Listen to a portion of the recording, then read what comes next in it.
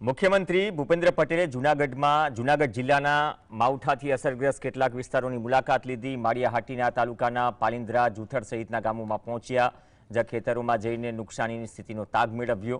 મુખ્યમંત્રીએ ખેડૂતો સાથે વાતચીત પણ કરી, તેમની સમસ્યા જાણી હૈયાધારણા આપી।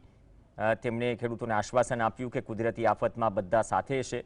તેમણે ખેડૂતોને કહ્યું કે સરકાર ટૂંક સમયમાં જ સહાય જાહેર કરશે।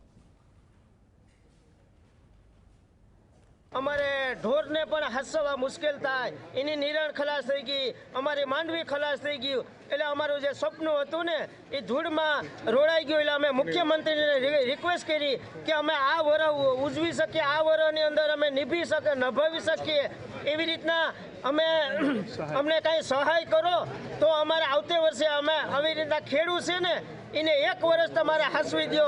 તો મુખ્યમંત્રીએ કીધું કે આ બધું સર્વે કરી લીધો અને 2 દિવસની અંદર આવી રીતના જાહેર કરશું, તમને સહાય આપશું અને અમે તમારી વારે છે। અને સાહેબનું કહેવાનું એવું થયું કે ખરેખર રોડ ઉપર ઘણી બધી જગ્યાએ સાહેબે નજર કરી તો એને પણ એવું લાગ્યું કે ખરેખર નુકસાની બહુ મોટા પાયે છે।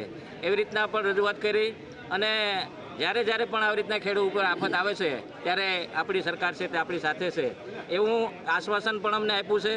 અને ટૂંકા જ સમયની અંદર સાહેબે એવું વચન આપ્યું છે કે ટૂંકા જ સમયની અંદર તમામ ખેડૂતને જે કાંઈ ગવર્મેન્ટ નક્કી કરશે સહાયની યોજના સહાય તે તાત્કાલિક ધોરણે પ્રત્યેક ખેડૂતના ખાતામાં તાત્કાલિક જમા કરવામાં આવશે।